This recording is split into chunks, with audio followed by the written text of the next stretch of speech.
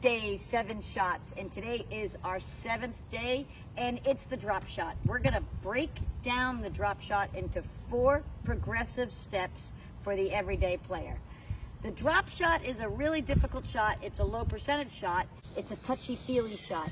You have to have soft hands for the shot, and it's meant to just softly go from your side of the court to your opponent's side of the court as close to the net as possible.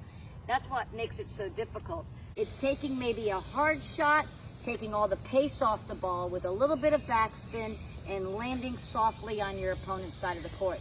That's what makes it so difficult. So I'm going to show you in 4 steps how to actually do that. Step 1 to the drop shot. You need to change your grip. Really important. And you're going to have to go from a forehand grip, whether you're doing a full Eastern or an extreme grip and a Western grip, and you're going to have to go as close to the Continental grip as possible. The reason for this is your racket needs to be up above your wrist like a volley, and the racket face needs to be open. So let me show you how to get to your Continental grip. What you need to do is go from your forehand side of the grip and simply shift your knuckle on top of the ridge of your racket up like that, so that when you go to hit your drop shot, your racket head is in this position.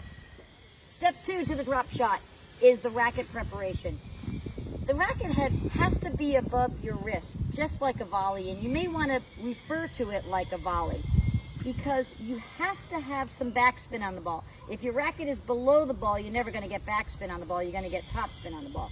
So keeping your racket head at least a foot above the ball will create backspin and a brush on the ball so that when the ball bounces, it comes back.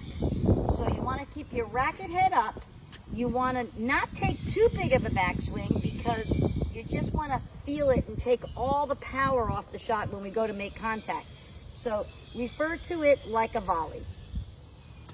Step 3 to the drop shot is the contact point. The ideal contact point for your drop shot is anywhere from your knees to your eye level. Not too high, not too low. I like to be about waist level because there you're going to have the most control. So your racket head is up from step 2. You're going to now go to make contact with the ball, and you're going to try to take all power off the shot and come under the ball a little bit. Your racket head's up, so you're going to definitely get backspin on the ball by coming down. If you come down too hard, just like your volleys, the ball's going to go too high. So you want to come under it and feel it. Make like a U with your racket head, just like that. And see if you can have soft hands so the ball just floats over the net. Also, a little trick I like to use is when you're watching the ball, when you're hitting a drop shot, try to keep your head on your contact point for a split second after you hit. That way you won't take your head off the shot. Step 4 to the drop shot is the follow through. Just like every other stroke has a follow through, the drop shot has a follow through. Depending on where you are on the court is how much follow through you're going to have. If you are close to the net, which is where I like you to hit your drop shots, you're going to have a little bit of a follow through or a maybe steeper U on your racket. If you're further back on the court, maybe back behind the service line, closer to the baseline, you're going to need to go out with the racket head and have a longer follow through. Also, it depends on how hard the shot is. If the ball's coming harder at you, obviously it's hard to really control a drop shot off of that, but you're not going to want to have a huge follow through on that. You're going to want to try to take all the power off it and have a short follow through.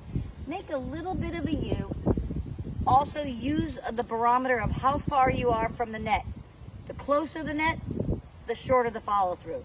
The further away from the net, the further the follow through. So the feel of the drop shot is soft, and you want to make sure your racket head stays up, comes under the ball, and then ends up higher or at the same point that you started. That's the U you're making. Racket head up, creating the backspin, coming under the ball, and having it land short over the net.